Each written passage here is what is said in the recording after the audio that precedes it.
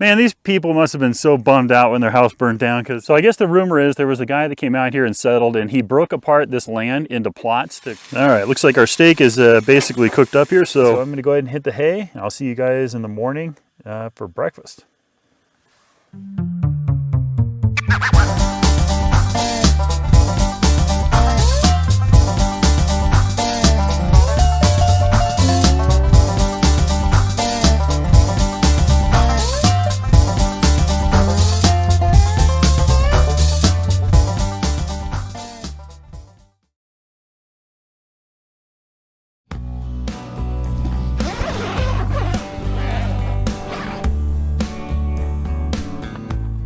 All right, good morning, everybody. It's about 8:45 in the morning, and we went to bed around 9 last night.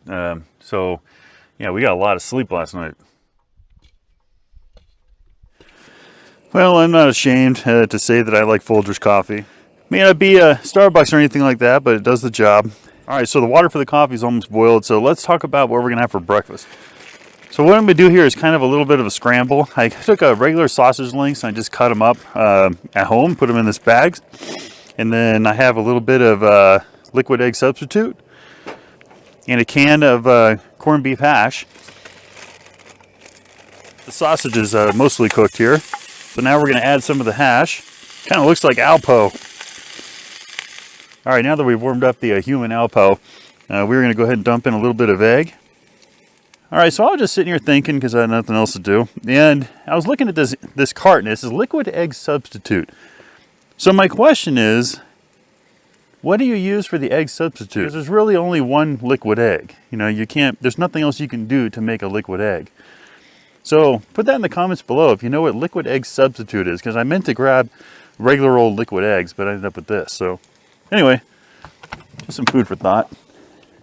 You know, I may make fun of myself a lot about the way I eat out here, but I gotta tell you, this meal really is good. So what I'm gonna do is just walk around here a little bit while I eat.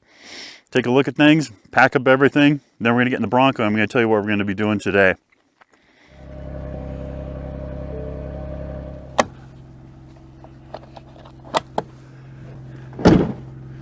There's no like gutters up here, so all the water just drips right down onto your arm and head and hat. Today we're going to kind of freestyle a little bit, and we're going to go out to an area where I know there was some activity. I saw a road kind of going way back, and it's got to go somewhere, so we're going to find out where that's going. So, all right, without further ado, we're going to hit the road.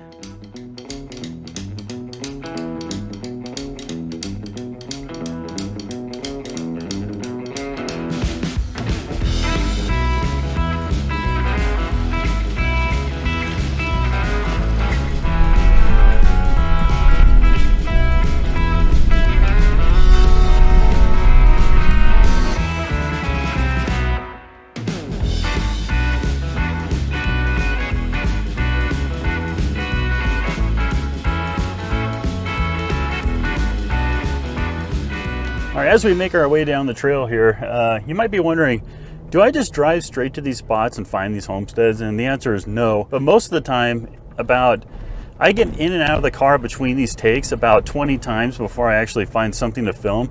So I do a lot of footwork in between the takes that you see, just trying to find things. All right, guys, we're at the first point of interest that I have marked for the day, and that is this canyon here, which we've seen this before. I explored the left side, and we found a couple of camp spots over there, some rusty cans. But I have a marker at the end of this road on the far side of the canyon that I didn't get to make it that far last time I was here. So what we're going to do is see if we can get to that marker, and I also want to explore the right side of this canyon because this whole thing is in the middle of kind of nowhere. It's kind of in the middle of a big open area, and it's a perfect spot for Native Americans or just people who are traveling to stop and get some cover from the wind. This is an ideal spot. So I really want to take my time here today and just explore this really well. And if I find anything interesting, I'll make sure to show you.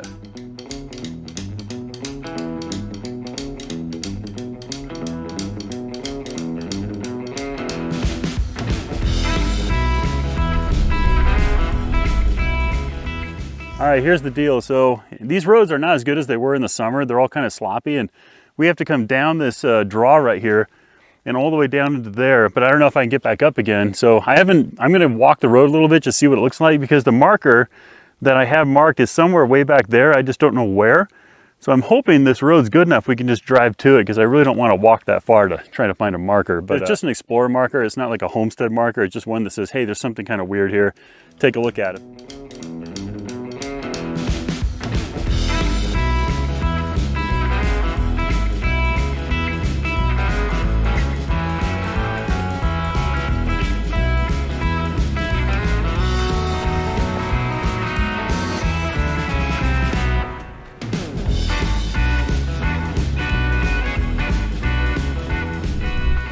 All right, well, so far the roads have been holding up pretty well. I mean, they're a little slick, but a little steep, but you know, nothing major. But I think we're gonna make it to that, marker. So we're gonna keep on going down the road here, and hopefully it turns out to be something.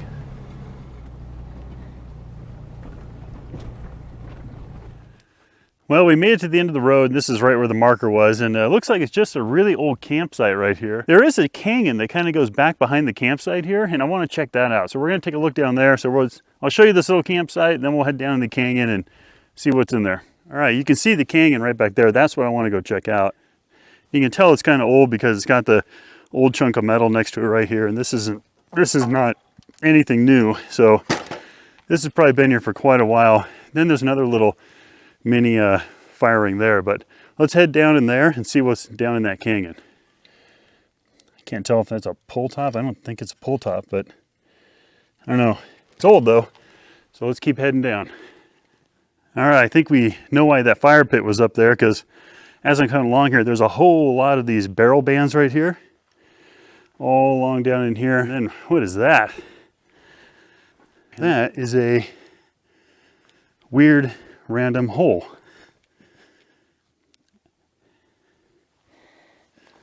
All right, so along with that that hole in those barrel bands, we also have, it looks to be the handle of a cup possibly. That's porcelain. And then we also have a lot of flakes, obsidian flakes, which means the Native Americans were here. And on the walls up here, I don't know if you can see it or not, some very faint Native American drawings right there. You see them in red, cross right there. Very faint, not much left of them. That looks like a stick figure right there. Very cool. So one thing to note about when you find these drawings like this, these Native American drawings, is you don't want to touch them. So don't touch them with your fingers, just look at them, because you want them to be preserved, and you don't want to mess with them at all, because there's really not much of them left, and we really don't want to kind of accelerate the process of these going away. So just leave them alone. Man, everything's frozen in here. I almost slipped and fell into this giant hole. I'm not going to go dig around in there, especially if it's something that could be sacred that I don't want anything to follow me home. So that sums it up for this little canyon. I've actually seen this spot before in a video, and it was Casey from the Kiterworks channel. He did a video on this spot. So this hole is kind of a mystery. If you know what this is for, put it in the comments below. It's about 4 feet deep, nice smooth sides, really smooth.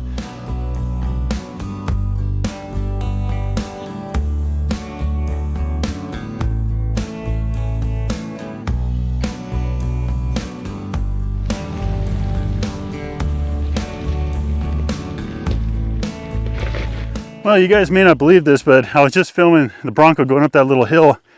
When I got to the top, I decided I was just going to come over the edge of this cliff here and just have a look at the view. I looked down from the cliff, and I think I looked right down on an old whiskey still. Came over to the edge, looked over the edge. Look at that. That is definitely an old whiskey still right there. But the problem is I don't know how to get down there. I got to find a way to get down there. You know, as I walk along here, I can't help but think about those guys back in the day making their way back and forth. It's like taking a step back in time, and finding something like this totally by accident is really a good feeling. Got an old fuel drum there, another one right there.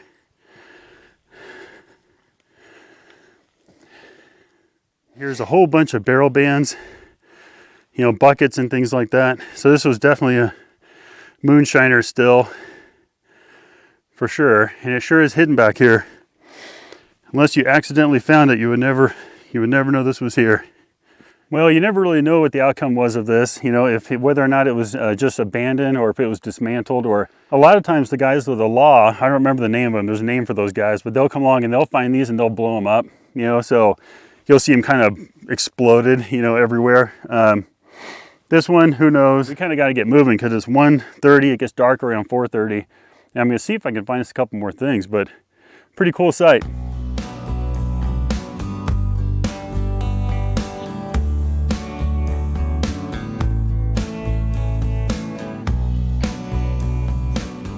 In case you're wondering why I come out here with a shotgun, besides people, I'll show you. So if you're walking along here and you see a juniper tree or something like that, and you see bones underneath the tree like that, see a bone there, another one there. A lot of times that can mean a mountain lion, because a lot of times the mountain lions will kind of leave the bones at the bottom of the tree. And you can see those bones underneath this tree here. But those are some big bones right there. A bunch more bones over here underneath another tree, so maybe I'm not in the best spot here. Maybe I gotta turn around and go back and find another place to explore, because there's bones kind of all over the place around here.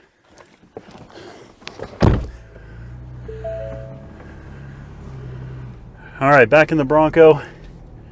That whole area gave me the EBGBs. I felt like I was being watched everywhere I went, but you know, there's probably a lot of things that see me that I don't see them, and so my gut just told me it's time to go. So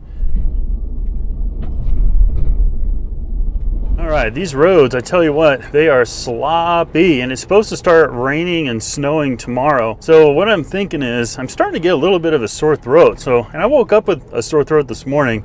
It's starting to get a little bit worse. So I'm debating whether or not I'm just gonna head home or if we're gonna stay the night. But problem is these roads are, I mean, they're okay now, but there won't, if it rains again, as I drive along here, I'm gonna decide whether or not we're gonna stay the night or just head home, because it's 2:30, it gets dark at 4:30, and we've already pretty much seen everything we're gonna see today. So I don't know, I'll give it I'm about 2 or 3 miles from any kind of road that's worth a shit. So during that time, I'll do some thinking and we'll figure it out.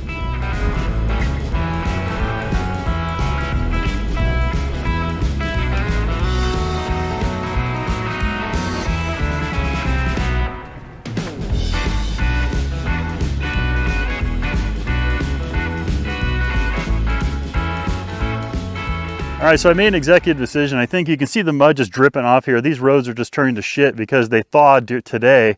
They were frozen this morning, they thawed. I could barely get myself out of here, even though the roads don't look that bad. They're just slipping, and I'm just slipping and sliding all over the place. I'm just gonna get out of here because I got a sore throat that's really starting to kick in.